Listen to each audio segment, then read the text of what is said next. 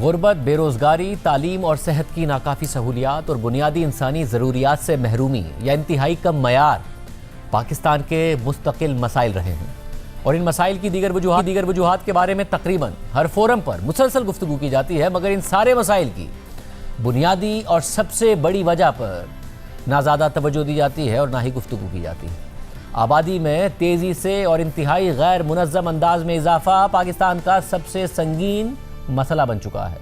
اور اسی سے تمام دیگر مسائل جڑے ہوئے ہیں۔ پاکستان تقریباً 25 کروڑ آبادی کے ساتھ دنیا کا 5واں بڑا ملک ہے، اور ہماری آبادی میں سالانہ اضافے کی شرح 2.55% ہے، جو عالمی شرح سے 3 گنا زیادہ ہے۔ اس شرح کے حساب سے پاکستان کی آبادی میں ہر سال 60 لاکھ افراد کا اضافہ ہو جاتا ہے، جو نیوزی لینڈ کی کل آبادی سے زیادہ ہے۔ آبادی میں تیزی سے اضافے سے ملک میں پہلے سے موجود وسائل اور انفراسٹرکچر پر شدید دباؤ پڑتا ہے، اور پہلے سے موجود مسائل مزید سنگین ہو جاتے ہیں یا نئے مسائل کھڑے ہو جاتے ہیں۔ آبادی میں تیزی سے اضافے کا مطلب ہے خوراک، صحت، روزگار اور انفراسٹرکچر جیسی ضروریات کی طلب میں تیزی سے اضافہ ہو جانا، اور وسائل اور ضروریات کا عدم توازن پیدا ہو جانا، جس کا سامنا پورے خاندان کو بھی کرنا پڑتا ہے اور ملک اور معاشرے کو بھی۔ جیسے کہ پاکستان کی آبادی میں اضافے کی شرح 2.5% سے بھی زیادہ ہے، اور پاپولیشن کاؤنسل کے اعداد و شمار بتاتے ہیں کہ اگر آبادی میں اضافے کی شرح 2% رہے تو 2040 تک پاکستان میں مزید 1 کروڑ 55 لاکھ گھروں کی ضرورت پڑے گی، 10 کروڑ 40 لاکھ نوکریوں کی ضرورت پڑے گی، 57,000 مزید پرائمری سکولز کی ضرورت پڑے گی، پانی کی کمی کا مسئلہ مزید سنگین ہو جائے گا۔ حال ہی میں وزیر خزانہ محمد اورنگزیب نے آبادی میں اضافے کی شرح پر تشویش کا اظہار کرتے ہوئے کہا تھا کہ اگر 2.5% کے حساب سے آبادی میں سالانہ اضافہ ہوتا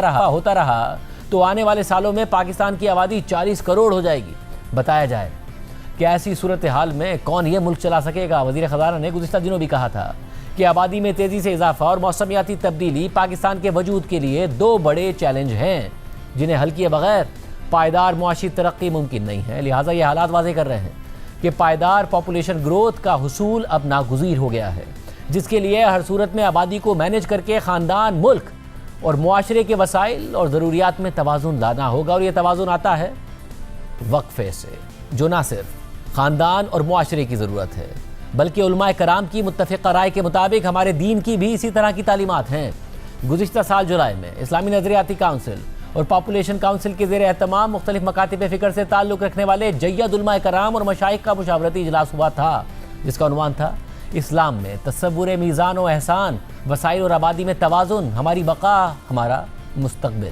اجلاس کے اختتام پر تمام علماء کرام کی جانب سے مشترکہ طور پر ایک اعلامیہ جاری کیا گیا۔ اس اعلامیے میں مختلف مکاتب فکر کے 37 علماء و مشائخ کے دستخط ہیں۔ اعلامیے کے مطابق اجلاس کا بنیادی مقصد خاندانی نظام کی حفاظت، ماں اور بچے کی صحت اور بڑھتی ہوئی آبادی کے اسلامی اور آئینی پہلوؤں پر غور و خوض کرنا اور ایک اجتماعی حکمت عملی ترتیب دینا تھا۔ قرآن مجید اور سنت نبی صلی اللہ علیہ وآلہ وسلم نے انسان کی جان اور نسل کی حفاظت کو بنیادی مقاصد شریعت میں سے ایک قرار دیا ہے، لہٰذا انسانی زندگی کا تحفظ، ماں اور بچے کی صحت کی بہتری اور خاندانی فلاح ایک اسلامی ذمہ داری ہے۔ شرعی اصولوں کو مد نظر رکھتے ہوئے بچوں کی پیدائش میں مناسب وقفہ بچوں کی صحت کے تناظر میں والدین کا فرض منصبی بنتا ہے۔ ہاں، یہ بات پیش نظر رہے کہ کوئی غیر شرعی طریقہ اختیار نہ کیا جائے اور نہ کوئی ایسا طریقہ اختیار کیا جائے جس کے طبی نقصانات ہوں۔ اعلامیے کے مطابق ملک کے تمام مکاتب فکر سے تعلق رکھنے والے جید علماء کرام اس بات پر متفق ہیں